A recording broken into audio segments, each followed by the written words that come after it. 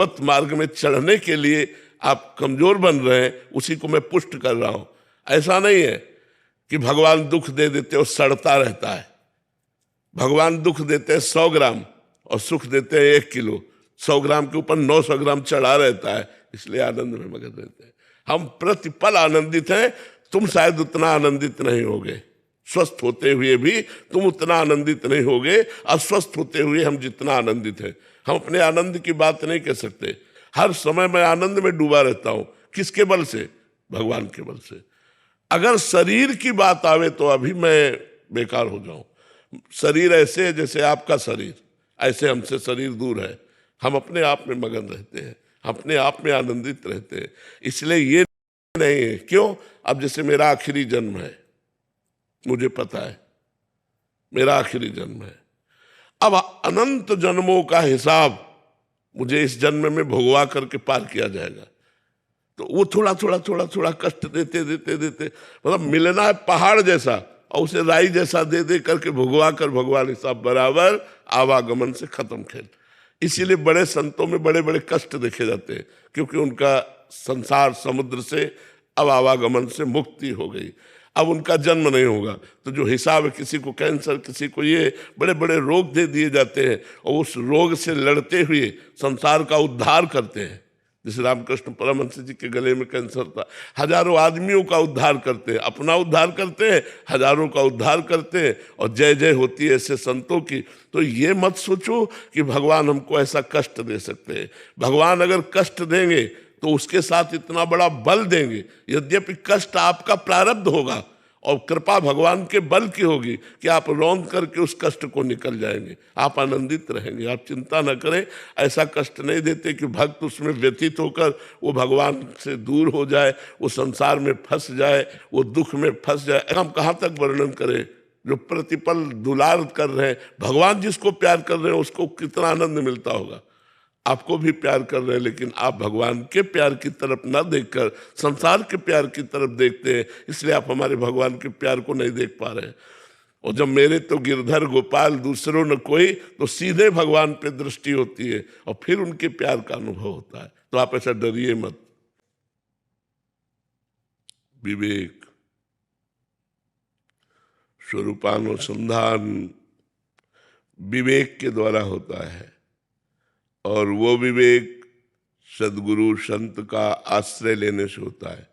बिन सत्संग विवेक न होई। बिना साधु संग के, बिना आत्मबोध प्राप्त महापुरुष के विवेक का जागरण नहीं होता। विवेक वही जो सत असत का निर्णय कर सके। सत ब्रह्म, असत माया। उमा कहूँ मैं अनुभव अपना, सत हरि भजन जगत सब सपना। झूठे नजर आते हैं, स्वप्न में नहीं। ऐसे विवेक हो जाने पर जगत की जितनी मान प्रतिष्ठा, वाहवाही, सुख सामग्री, भोग सामग्री, ये सब मिथ्या नजर आने लगती है। स्वरूपानुसंधान के लिए सबसे पहली आवश्यकता है सत असत का ज्ञान, विवेक। वो साधु संग से प्राप्त होता है। दूसरा, समस्त भोगों से वैराग्य, लोक परलोक के समस्त भोगों से वैराग्य। क्योंकि जब तक हम शरीर भाव में रहेंगे तब तक मन और इंद्रियों की गुलामी के कारण जो मन इंद्रियां कहेंगी उन भोगों को हम भोगते रहेंगे। और जब तक हम भोग भोगते रहेंगे तब तक करता और भोगता रहेंगे, स्वरूपानुसंधान नहीं हो सकता। स्वरूपानुसंधान के लिए इंद्रिय और मन का व्यापार बंद करना होगा। तपस्या और भजन के बल से विवेक के द्वारा जाने हुए सत्य में स्थित होना पड़ेगा और असत का त्याग करना पड़ेगा। इसे कहते हैं लोक और परलोक के भोगों का वैराग्य। तीसरा, षट संपत्ति। पहला शम, इंद्रियों का भोगों से हटाना। दम, मन का अपने वश में करना। उपरति, भोगों के समीप रहने पर भी भोगने की इच्छा ना होना। तितिक्षा, सर्दी गर्मी बरसात, लाभ हान, सुख दुख, मान अपमान, सबको सहने की सामर्थ्य होना, श्रद्धा, गुरु तक बातें नहीं होंगी तब तक स्वरूपानुसंधान नहीं होगा। किसका प्रश्न है? तो स्वरूपानुसंधान के लिए ये 4 बातें और 6 संपत्ति ये होना अत्यंत आवश्यक है। तब वो अपने स्थूल, सूक्ष्म और कारण तीनों देहों का राग त्याग करके अपने स्वरूप में स्थित होता है, जो स्वरूप चिदानंदमय है। जहाँ स्वरूप में स्थित हुआ परमानंद का द्वार खुल गया, वो आनंद में उमग करके मुक्त अवस्था को प्राप्त हो जाता है, जिसे जीवन मुक्त कहते हैं, जिसे जीवन मुक्ति कहते हैं। आयुषी जी, मम दर्शन फल परम अनूपा, जीव पाव निज सहज स्वरूपा। भगवान का दर्शन होते ही स्वरूप का अनुभव हो जाता है। स्वरूपानुसंधान करना है तो इस प्रश्न का उत्तर हुआ, ऐसे करो। और अगर सहज में जीना है और सहज में प्रभु को प्राप्त करना है और सहज में अपने आप को जानना है तो राधा राधा नाम जप करो, गंदे भोगों का त्याग करो और भगवान से प्रार्थना करो। तो सोई जानई जेहि देहु जनाई, और जानत तुम्हें तुम्हें हो जाई। वो खुद भगवत स्वरूप हो जाता है। ब्रह्मविद ब्रह्म ही भवति, जो ब्रह्म को जान लेता है वो अपने ब्रह्म स्वरूप में स्थित हो जाता है। तो चाहे भगवान के दर्शन की लालसा करो, चाहे स्वरूप क्या, उस उत्तर को समझिए। और यदि भक्ति से चलना है तो भगवान की आराधना करो, अपने आप को जान जाओगे, भगवान जना देंगे। भगवान का दर्शन होते ही जीव को निज स्वरूप का अनुभव हो जाता है। मम दर्शन फल परम अनूपा, जीव पाव निज सहज स्वरूपा। प्रेमलता जी, इसी को तो हम बदलने के लिए मनुष्य शरीर प्राप्त किया है। हमारे हजारों जन्मों की वासनाएं हमारे स्वभाव की रचना करती हैं। जैसे जैसे हमने आचरण किए वैसा स्वभाव बनता है। जैसे किसी किसी के आचरणों से ऐसा स्वभाव बन जाता है, क्रूरता, आक्रामक स्वभाव, हिंसक स्वभाव। वो जो हमारे क्रियाएं होती हैं, जो हमारी कामनाएं होती हैं, जो हमारे संकल्प होते हैं, जो हमारी वासनाएं होती, वो हमारे स्वभाव की दुर्वासनाएं में बार बार फेल कर देती है, बार बार हमें वासनाओं में गिरा देती हैं।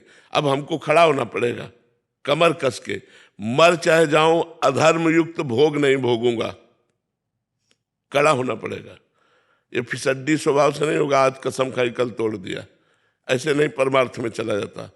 परमार्थ में चला जाता है, आज मैंने नियम लिया है, अब इस नियम का प्राणपण से निर्वाह करूंगा, मर चाहे जाऊं नियम नहीं तोड़ूंगा। ऐसा जिद्दी स्वभाव वाला माया पर विजय प्राप्त करता है। काम क्रोधादि दोषों पर विजय प्राप्त करना कोई खिलवाड़ नहीं है। तो अपने स्वभाव को बदलने के लिए ही तो हमें मानवदेह मिली है। हमको चाहिए संत सदगुरुदेव की शरण में हो करके उनके द्वारा बताए हुए साधना के मार्ग से हम भगवान की प्राप्ति करें, भगवान का स्वरूप जाने और इस माया प्रपंच से मुक्त हो। नहीं, बड़ी दुर्गति है। आज हम मनुष्य हैं, कपड़ा पहने बैठे, लेकिन कितने जीव ठंडी में ठंडक का दुख भोग रहे हैं, कितने जीव प्यासे हैं, कितने जीव भूखे हैं, कितने जीवों को उबाल के खाया जाता है, कितने जीवों की हत्या की जाती है। देखो ना क्या संसार में हो रहा है।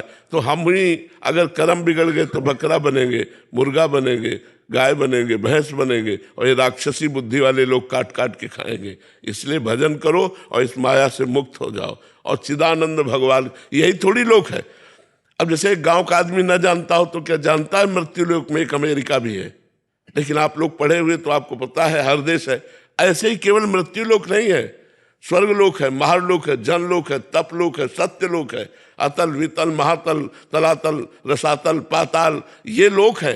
अगर हम भजन करें तो इसमें क्यों आएंगे, इस गंदे लोक में जहां बार बार जन्मना, बार बार मरना, नाना मिला ही उन्नति के लिए है। लेकिन हम लोग सांसारिक उन्नति को ही मान करके संतुष्ट हो जाते हैं और आध्यात्मिक उन्नति की तरफ ध्यान नहीं देते। और सांसारिक उन्नति जितनी होती सब यहीं की यहीं धरी रह जाती है।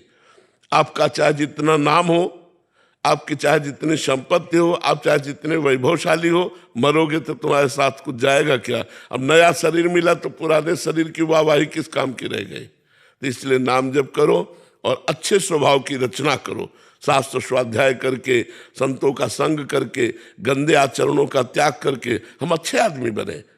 हम ऐसे आदमी कम से कम बन जाए कि हम किसी से मिले तो हमारी याद करें, क्या सुंदर व्यक्तित्व, क्या सुंदर उसकी वाणी, क्या सुंदर उसका आचरण, कितना नम्र व्यवहार।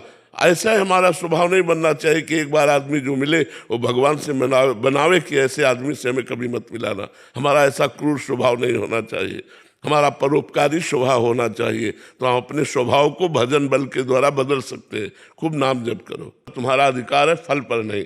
फल के समय सुख दुखे समय कृत्वा लाभालाभो जया जयो। सुख दुख में समान भाव, लाभ हानि में समान भाव, जय पराजय में समान भाव, और निरंतर नाम जप और कर्म करते हुए कर्म फल को भगवान के चरणों में समर्पित करना, ये सिद्ध महापुरुष का लक्षण है।